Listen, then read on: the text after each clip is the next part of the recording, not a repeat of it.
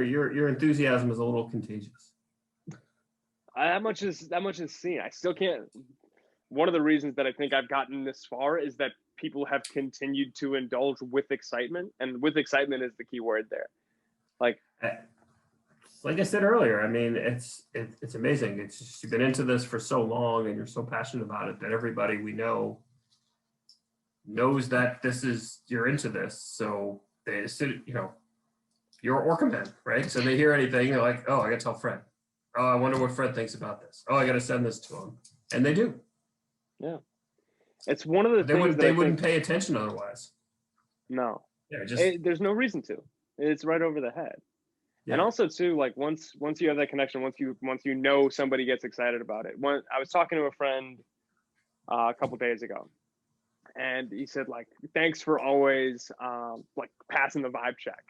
The vibe check is like making sure that I'm excited or whatever. It's like, oh, like ready, you're here to do whatever it might be.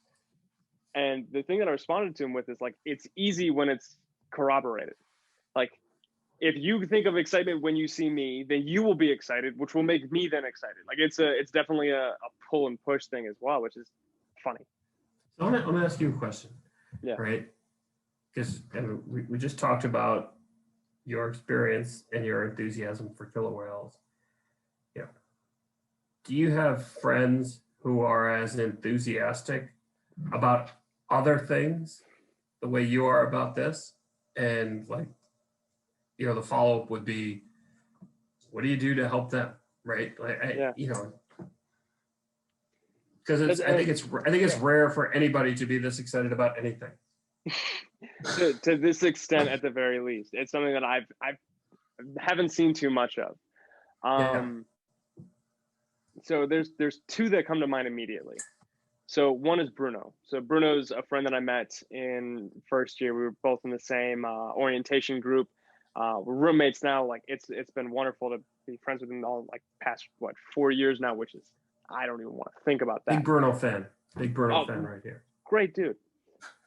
I have never seen somebody so passionate about like the meticulousness and the correct way to cook.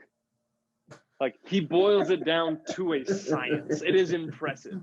Like when he makes burgers, he's like, okay, so I'm going to make the sourdough starter to make the buns. I'm going to like get the exact cut of beef that I want to. I want to ground it down, like make sure he knows where he gets all the ingredients.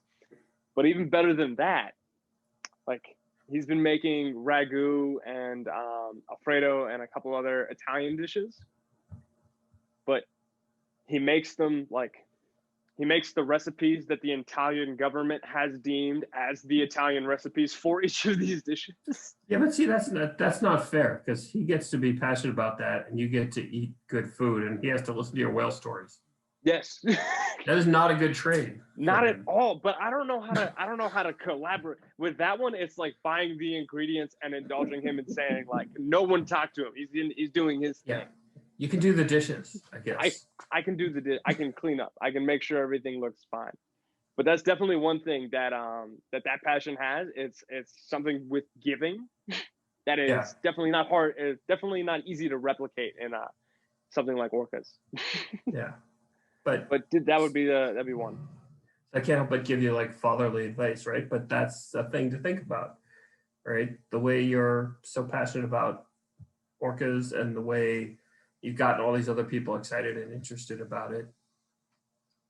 When you meet people who are really excited about stuff, be excited with them.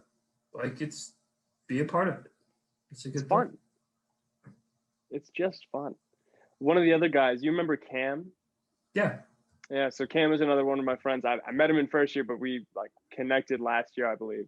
So he's helping me out with actually the whole the project that we got going on right now. But Cam also like he built his own hydroponic system.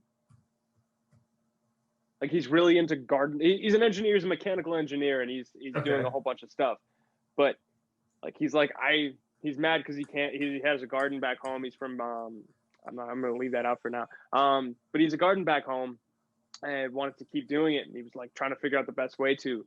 So he created his own hydroponic system. Two is like he's like pumps for the chemicals in order to make sure that all the plants get the like right nutrients they need and stuff like that. He was talking to me about like getting an ion, like creating an ion sensor for whatever it might be. But hearing him go off about that is just, it's fascinating to like watch the gears turn in his head as well. Yeah.